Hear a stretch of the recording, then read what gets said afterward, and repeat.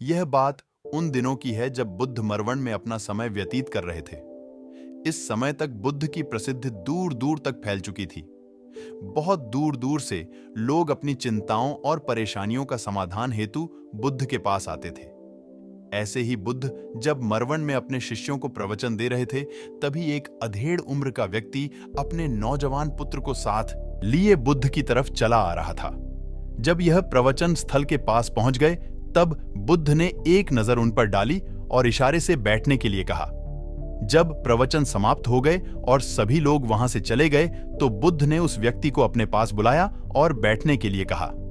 वहां चारों तरफ हरियाली छाई हुई थी और मौसम बहुत सुहाना था और तरह तरह के पक्षियों की आवाजें गूंज रही थी। ऐसा नजारा देखकर उस व्यक्ति को असीम शांति महसूस हो रही थी। इसके बाद बुद्ध ने उस व्यक्ति से आने का कारण पूछा, तो इस पर व्यक्ति ने कहा, तथागत में 2 दिन की लंबी यात्रा करके अपने पुत्र को आपसे मिलवाने लाया हूं। यह मेरा इकलौता पुत्र है और यह हर समय थका थका रहता है, जैसे इसके अंदर कोई जान ही ना हो। इसका स्वभाव भी काफी चिड़चिड़ा सा हो गया है। अगर हम इससे कुछ भी कहते हैं तो यह हमारी छोटी छोटी बातों पर गुस्सा हो जाता है। इसके देखने की क्षमता भी उम्र से पहले ही कमजोर हो गई है और इसके बाल भी सफेद पड़ने लगे हैं। इतनी कम उम्र में इतना बड़ा लगाना मुझे तो कुछ समझ नहीं आ रहा है। तथागत, मैं अपने पुत्र के स्वास्थ्य को लेकर बहुत चिंतित हूं। जब मैं अपने पुत्र को वेद जी के पास लेकर गया तो उन्होंने कुछ औषधि दी और कहा, अपने पुत्र को तनाव कम लेने को कहो। वह अपने दिमाग में बहुत अधिक तनाव लेता है, इसलिए उसकी ऐसी हालत हो गई है। लेकिन मुझे उसके बहुत समझाने के बाद भी तनाव का मतलब समझ नहीं आया। मुझे नहीं पता तनाव क्या होता है, यह किन कारणों से आता है और उसे कैसे अपने पुत्र के दिमाग से निकालूं। इसके लिए सबसे पहले तो मुझे यह समझना है कि तनाव होता क्या है। इसलिए तथागत मैं आपके पास आया हूं।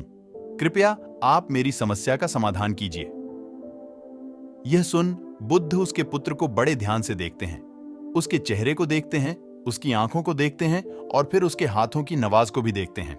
यह सारी विधि करने के पश्चात बुद्ध उस व्यक्ति से कहते हैं कि तनाव लेना तो कोई नहीं चाहता, लेकिन फिर भी यह तनाव लोगों के दिमाग को दिमक की तरह पकड़ लेता है और व्यक्ति जान भी नहीं पाता कि वह तनाव में जी रहा है। लेकिन अगर व्यक्ति तनाव के कारणों को अच्छे से समझ लेता है और तनाव के बारे में कोई ऐसा पैमाना बना लेता है जिससे वह जान सके कि वह कितने तनाव में है, तो वह इस समस्या का समाधान भी खोज सकता है। सबसे पहले तो तुम यह समझो कि तनाव होता क्या है। जब भी कोई व्यक्ति कोई काम कर रहा होता है तो उसका मन कहीं दूर भटक रहा होता है। कल्पनाओं में होता है तो उसके शरीर और मन के बीच एक दूरी पैदा हो जाती है। यह दूरी जितनी अधिक होगी, इतनी अधिक व्यक्ति उतनी ही ज्यादा बेहोशी की अवस्था में होता है। शरीर और मन के बीच की दूरी और खिंचाव को ही तनाव कहा जाता है।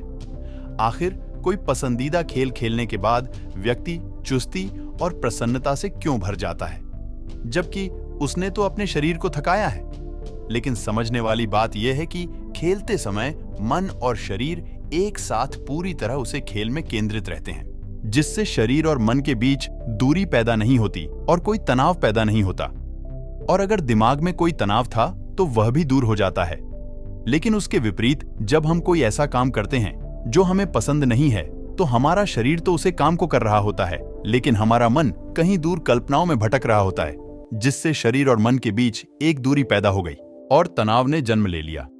इसलिए व्यक्ति को एक समय पर सिर्फ एक ही काम करना चाहिए और अपने तन और मन की सारी शक्ति उसी एक काम पर लगा देनी चाहिए, जिससे व्यक्ति के अंदर तनाव पैदा ही ना हो।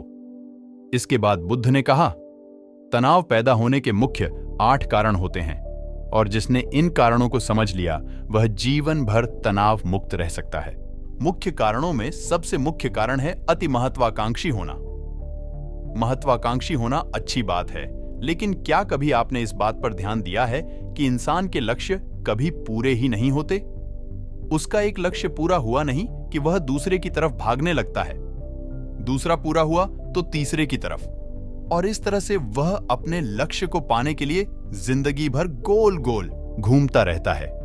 इसलिए जो व्यक्ति अति महत्वाकांक्षी होता है, जिसने बड़े बड़े लक्ष्य बनाए होते हैं, वह वर्तमान में कभी रह नहीं पाता। उसकी मन सदैव भविष्य की योजनाएं बनाने में ही व्यस्त रहता है। उसका शरीर तो वर्तमान में रहता है, लेकिन मन भविष्य में रहता है। जिस मन और शरीर के बीच दूरी पैदा हो जाती है और वह तनाव भरी जिंदगी जीने लगता है। बुद्ध के मुंह से यह बात सुन उस लड़के ने कहा, हे बुद्ध, तो इसका मतलब है कि हमें लक्ष्य नहीं बनाने चाहिए, क्योंकि लक्ष्य बनाना भी तो महत्वाकांक्षा ही है। इस पर बुद्ध ने कहा कि जीवन में लक्ष्य बनाना कोई गलत बात नहीं है, लेकिन समस्या तब उत्पन्न होती है जब वो अपना पूरा ध्यान उस लक्ष्य से मिलने वाले परिणाम की चिंता पर ही लगा देते हैं और उसके परिणाम की चिंता करते रहते हैं। व्यक्ति को वर्तमान में जीना आना चाहिए।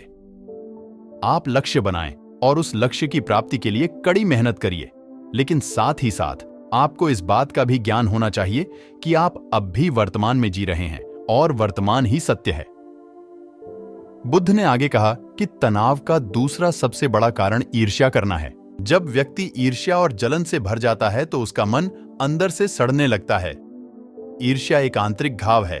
आंतरिक घाव यानी मन का घाव। व्यक्ति के शरीर का घाव तो भर सकता है, लेकिन मन का घाव कभी नहीं भर सकता।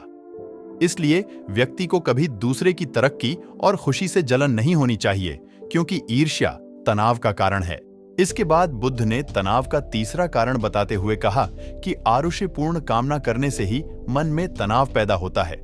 जो काम करना हमें पसंद नहीं है, जिस काम में हमारा मन लग ही नहीं पाएगा, शरीर तो वही बैठा रहेगा, लेकिन हमारा मन कल्पनाओं की उड़ान भरेगा, जिससे शरीर और मन के बीच दूरी पैदा हो जाती है और व्यक्ति तनावग्रस्त हो जाता है।